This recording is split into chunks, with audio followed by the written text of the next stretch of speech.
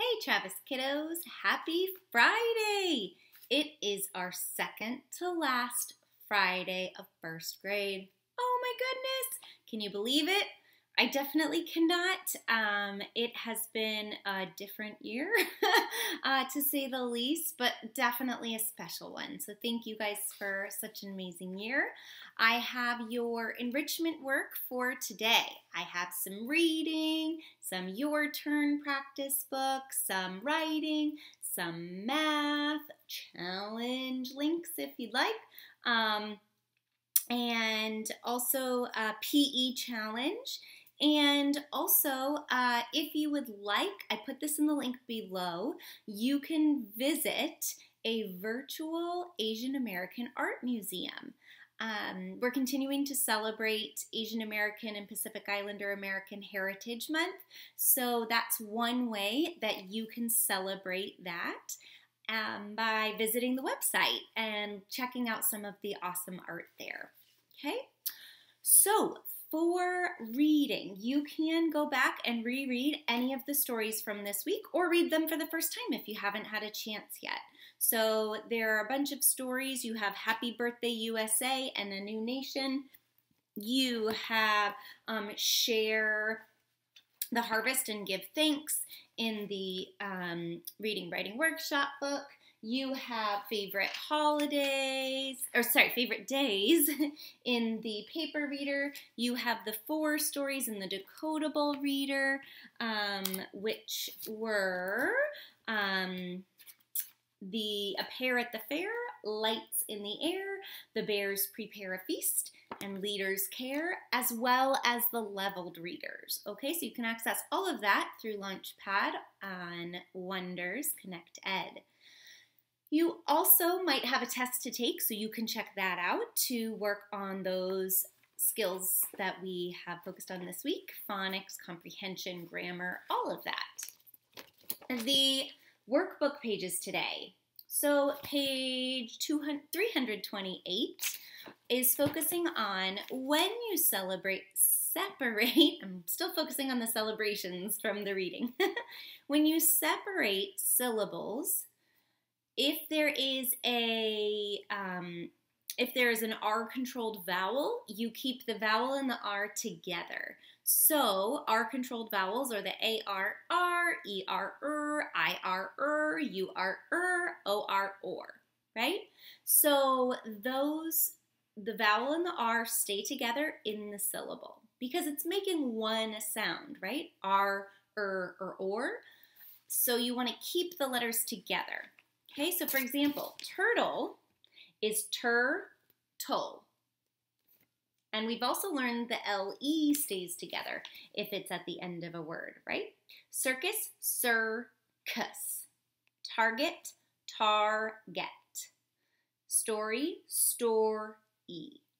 Okay, so you wouldn't say story, right? That's starry, kind of a different, not exactly the same word. So you want to keep the R-controlled vowel and the R together in the syllable. So you're going to read the words, make a check mark next to the word that has a vowel followed by R, and then draw a line between the syllables in that word. So our first options, we have turkey and rocky. Which one has a vowel followed by an R? Turkey has U and then R. Rocky has R and then O, but that's not an R-controlled vowel, right? That's the vowel after the R. So we have to draw a line. Oh, first we need to put a check mark next to turkey. Follow the directions over here, Miss Corfell. Then you are going to separate the word turkey. So we say tur-key. So we split it up after the U-R because that's the R-controlled vowel, so tur-key. Okay, next one's rabbit, market. Which one has the R-controlled vowel? Market does. Market.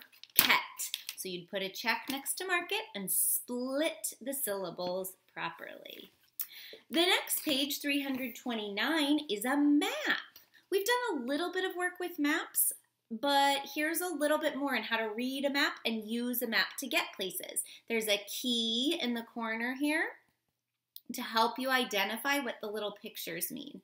We did this a few months ago, but hopefully you still remember how to use the key, how to use the compass, north, east, south, west. Hopefully you remember that. You could watch Never Eat Soggy Waffles from Besties on Go Noodle to remind yourself of that. Okay, then you can answer the questions based on the map. Okay, you can also play the game. There's a map game on Connected in the orange games tab, so you can practice figuring out maps and answering questions on there first if you want, or after if you want a little extra practice. The draft model this week, our very last one. Look, blank pages after that. Oh my goodness, it's our very last workbook page in the Your Turn practice book ever for first grade. Oh my goodness, mind blown. So, draft model. We read it and we use the questions to help us add the author's voice to the writing. So it says, every year we have a picnic on the 4th of July. The whole family comes and a lot of the neighbors do too. After the picnic, we go to the park to watch the fireworks. So the questions ask, what is the topic of the writing? What is the topic? The topic is how this person celebrates the 4th of July, right?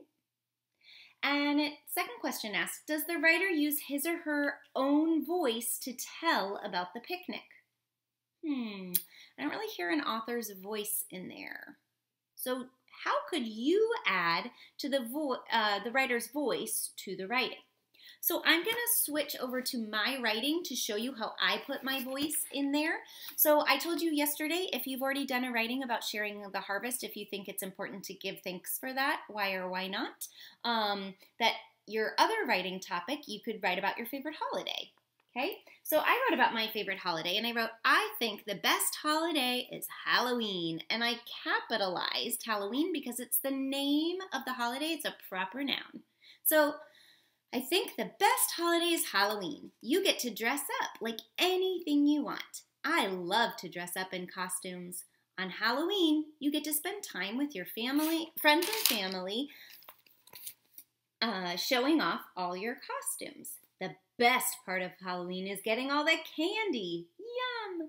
If you like to dress up and eat candy, then Halloween is the holiday for you. Halloween is the greatest. Okay? So the voice I added in there were things like I love to dress up in costumes and yum and my persuasive sentence and a little bit about what I think. Okay, so how would you add some voice here? You could add something about that. It sounds like a special holiday for this author. So you might want to say, I love spending this holiday with my family, or the fireworks are incredible, or maybe the fireworks scare me. I don't know, but something that connects the author to what the text says. Okay? I'm going to go back to the writing and talk you through it. Oh, and my picture there is one of my favorite costumes when Miss Rickon and Mrs. Cunningham and I dressed up as the characters from Inside Out. We had joy, sadness, and disgust. That was one of my very favorites. So I started with an opening sentence. I think the best holiday is Halloween. I gave my reasons. 1, you get to dress up like anything you want. You get to spend time with your friends and family. That was my second reason. My third reason is the candy. Love that candy. And then my persuasive sentence is, if you like to dress up and eat candy, then Halloween is the holiday for you. So trying to get the reader to believe what you think and what you're telling them. Try to get them to have the same opinion as you do, to persuade them, right? And then my closing sentence at the end, Halloween is the greatest. And I put some exclamation points in there, so I used varied sentence structure, so some statements and some exclamations. I also had varied sentence length. Some sentences were long, Some sentences were short. So I was trying to put together all those writing components we've been working on to make my very best work. Okay? So that is your reading and writing work for today. Let's move on to math. So yesterday we worked on penny, nickel, and dime. Today we're on to the big kahuna, the quarter. So if you have quarters at home and those pennies, nickels, and dimes, because you're going to be comparing them, now's a really good time to get some out so that you know what they look like and you can compare the coins, okay? So you're going to start. The quarter has a value of 25 cents. So this is a quarter. So you write the word quarter. It's also up here. And its value is 25. They already have the cent sign. I don't need to write it again. This is page 223, by the way. Okay? I can exchange 1 dime for blank pennies. A dime is worth 10 cents. Each penny is worth 1 cent. So how many pennies can you exchange for an equal trade for a dime? 10 cents? You would need 10 pennies, right? So 10 pennies for 1 dime. Keep going for those exchanges, the other 2. Then you have circling the coins to show the same value. So here you have 1 dime. What would you need to circle here to get the same value? We have a nickel, we have 5 pennies, and a quarter. Well, a quarter is 25 cents, so that's too much. Not the same value. A dime is 10 cents, so we need 5, 6, 7, 8, 9, 10. So 1 nickel and 5 pennies. You can circle them individually or circle it as a whole. Your choice. Continue on, checking very carefully with the types of coins they have shown here. And again, I highly recommend having the real ones with you to help. Here, this is an awesome one. So this is in the textbook and the workbook. So you get to find 5 ways to make 25 cents. Put on that thinking cap, be super duper clever, find 5 solutions here, okay? 5 ways to make 25. I'm not even going to show you one because I know you can do it on your own, and I want you to be clever, okay? And the last page, you are going to circle the coin that completes the sentence. So 1 blank has a value of 25 cents, so 1 quarter. The other coin there is a nickel, which is only 5 cents, okay? And then at the bottom, fill in the blanks for more exchanges, okay? If you would like to do some challenge work today or over the weekend or in place of the money, you have that option. You can check out the old videos of challenges, or maybe if you need a new one, see if you can come up with one on your own, okay? Or if you want to make a challenge for me to do, I will do it. And last but not least, let's get in a good PE challenge to send you off for the weekend. Okay, kiddos, today's PE challenge is 20 lunges. We're going to do 10 on each leg. And when you lunge, I'll show you both ways, forward and sideways. So when you lunge, you step forward and you kind of make an L or sideways L shape with your front and back legs and stand back up. Then you do the other side and stand back up. Facing forward, it looks like this. Down and up, down and up. So are you ready? We're going to do 20. We're going to switch legs each time. So we're going to do 10 on one side, 10 on the other, alternating legs. Ready? Go. 1, 2, 3, 4. You can put your hands on your hips. 5, 6, 7. You can put your hands like runners. 8, 9, 10, 11, 12. You can put your hands up.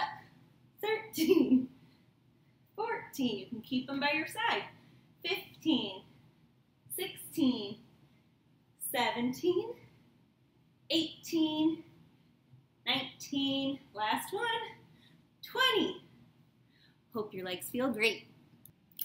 hope you guys liked that challenge. Great for the legs and keeping you strong and healthy and maybe tiring you out a little bit for the weekend. Have a great one and happy learning.